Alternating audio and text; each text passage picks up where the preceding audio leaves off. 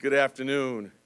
I'm Manhattan District Attorney Alvin Bragg, and I'm honored to be joined today by Mayor Eric Adams and Police Commissioner Jessica Tisch. We are here to announce two indictments that were unsealed earlier today. The indictments charged 16 defendants with 21 shooting incidents in a murder conspiracy that plagued East and Central Harlem last year. This case is the result of outstanding work by the NYPD and detectives and our team here at the Manhattan District Attorney's Office. Some of them are in court right now. Assistant District Attorneys Sean Flatto and Rachel Movius are working in the arraignment part. Joined on stage from the DA's office with, to this side, Deputy Chief of the Trial Division Christopher Prevost. We have Detective Joseph Kinney, Detective Leanne Capote, and not joined on stage, but want to thank them for the great work, Inspector Craig Edelman and Sergeant William Bush. The two indictments unsealed today contain a total of 108 counts. The charges include conspiracy in the second degree, attempted murder in the second degree, and criminal possession of a weapon in the second degree. I mentioned that two assistant district attorneys are in court now. We expect the majority of the defendants to be arraigned later this afternoon in Part 73, which for those of you who do not know is located on the 7th floor of 111 Center Street. Before I go into the facts, I do want to really talk a little bit more about the team and this phenomenal collaboration. We take all shootings, regardless of whether someone was struck or not, extremely seriously, and have devoted a significant amount of resources to that end, along with our partners at the NYPD, and this investigation reflects that priority. The work that goes into this, reviewing video evidence and photo evidence, the drafting and execution of search warrants is rigorous and hard, but produces the type of results that we see today. Between March 25th and September 30th, 2024, the defendants allegedly accounted for 50% of the shooting incidents in the 23rd precinct. So let me just say that again. 50% of the shooting incidents in that precinct, which is located in East Harlem. That is an astonishing number, I submit to you. And while the conduct did go beyond that precinct, it gives you a sense of the concentrated impact that this conduct had in East Harlem. In total, there were 15 weapons recovered pursuant to this investigation, some of which are here before you today. 13 of the weapons recovered were fired, we allege, by one of the defendants in this matter. The root of the alleged violence was retribution between two rival gangs, LA World and Wuski. A double homicide in March 24 involving an LA World member quickly spiraled out of control. LA World allegedly trained its sights on one of their main rivals, the Wuski gang. And over the next several months, we allege the two gangs continually exchanged gunfires, bullets flying everywhere, on crowded street corners near innocent bystanders, at playgrounds near children, through the windows of a NYCHA lobby and a residential unit and a bus stop. This brazen disregard for the lives of others created an atmosphere of terror for any other group going about their daily business, and it will not be countenanced here in Manhattan. What is particularly tragic about this case is the ages of the defendants. 13 of them were under the ages of 18 when the charged conduct occurred. It is sobering for me to bring such charges, serious charges against defendants who are so young. Do not want to continue to have to make these types of announcements. I want our young people in all of our neighborhoods to live healthy, stable, and productive lives, free from the trauma of gun violence. Bringing these indictments and removing individuals from the community who we allege repeatedly endanger the lives of others, including other young people, is a necessary step to achieve lasting public safety. But it's only one piece of the puzzle.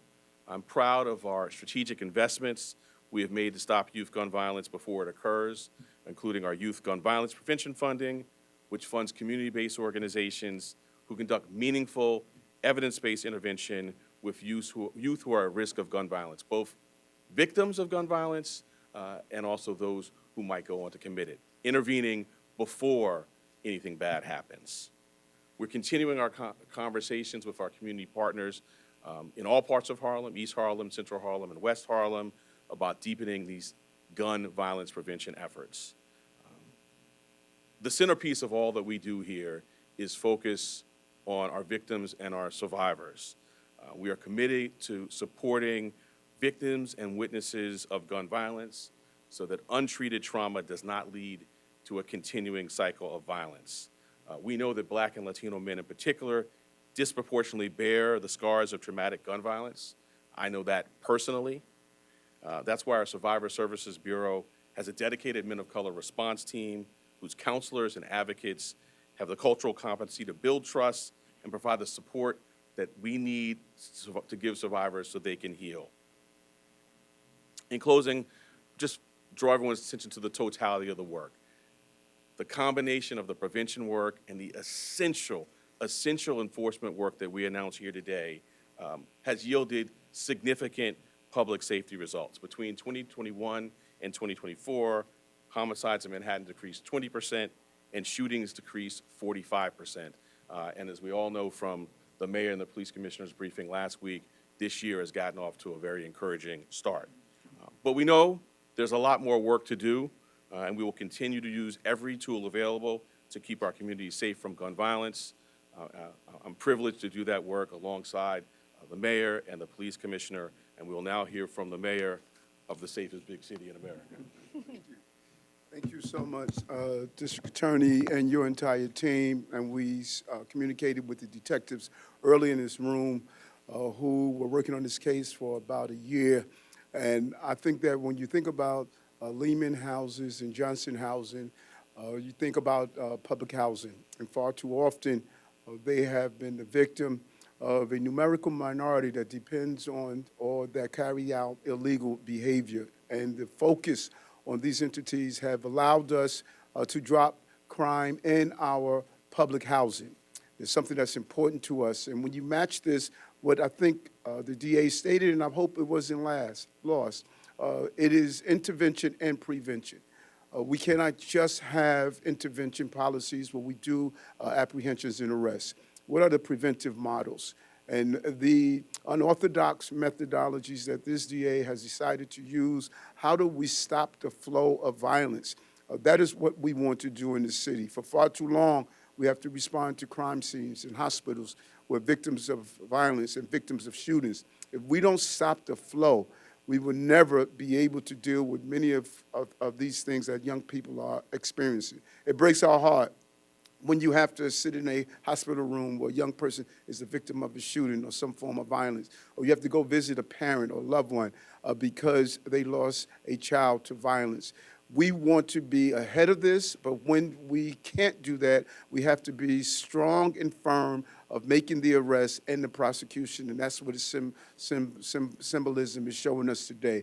Listen, something was important to us. Over 21,000 illegal guns like the ones in front of us, was removed off our street. It was important to us not only to hit a benchmark of 5 straight quarters of decrease in crime, but also this quarter, the lowest number of shootings in recorded history, second lowest number of homicides in recorded history. That's the consistency that we must have. And when you have good partners, such as the Manhattan District Attorney and his team, detectives who are on the ground to close these cases, do the proper investigation, and everyday men and women in the blue uniform who are willing to carry out the action to get these dangerous guns off our streets, not only those that are coming from manufacturers, but those who are being manufactured through ghost guns. That is the pursuit we must do. Without this partnership, it's just not going to happen. With this partnership, we're going to continue to be the safest big city in America. Look at those numbers. The 16 committed 50% of the shootings in that precinct during that particular period of time. That is the recidivism that we're talking about. That's the fight in Albany around making sure discovery is right. We have to get the small number of people who repeatedly commit dangerous crimes off our streets, and we are encouraged by today's indictment and the continued collaboration that we will experience. Again, thank you, District Attorney Bragg.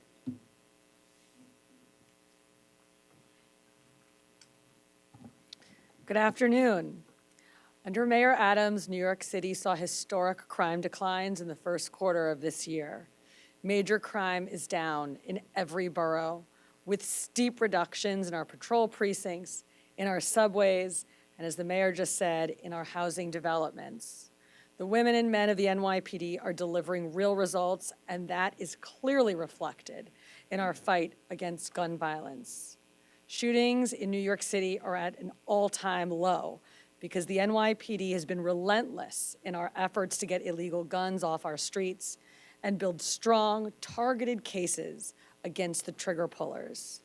This is another one of those cases as we stand with Mayor Adams, DA Bragg, and members of the NYPD's Gun Violence Suppression Division to announce the takedown of 2 violent street gangs. 9 members of the gang LA World and 7 with the rival Wuski gang are indicted today. And this morning, detectives took 8 people into custody, with 4 more being sought. For months, these gang members turned East Harlem into their personal battleground, terrorizing families living in Manhattan's AK houses, Lehman houses, and Johnson houses. And now their cycle of violence and retaliation is over, and they face charges including attempted murder and conspiracy to commit murder. In all, this investigation closes out 21 separate shooting cases. They fired across courtyards, they fired into lobbies and down sidewalks. They targeted their rivals at all times of the day and night with a complete disregard for innocent life. And on a single day last March, they committed 4 separate shootings in 4 different housing developments. But today, thanks to meticulous investigation, relentless detective work, and strategic use of every tool available, the neighborhood of East Harlem just got a lot safer. As part of this case, the NYPD recovered 15 illegal semi-automatic firearms. And through ballistics analysis of those guns and the 85 shell casings we recovered, we were able to forensically link 5 guns to multiple shootings. With this intelligence, detectives connected incidents, identified patterns, and built leads. And on my theme of recidivism, they also found that 9 of the 16 defendants have fired a gun on at least 3 separate occasions. They even bragged about it on social media and shared screenshots from the Citizen app when shootings were reported. They were calculated, clear about their deadly intentions, and they wanted the credit. So today, we are more than happy to give it to them. Detectives used one particular tool in this investigation that some in the City Council want to abolish, and that is the NYPD's criminal group database. This database helped our investigators understand the members of these gangs and importantly, their rivalries. Calls to get rid of this tool are dangerous. They fly in the face of public safety. But the NYPD will never waver in its crime-fighting mission. When we talk about precision policing, this is it. When we talk about targeted enforcement, this is it. And this is how we stop the next shooting before it happens. From his first day in office, Mayor Adams made it quite clear that ridding our city of illegal guns and holding the criminals who use them accountable would be the central focus of his public safety agenda. I want to be very clear, that strategy paid off. And it's the major reason why we have seen historic shooting declines in our city. Today, that work continues.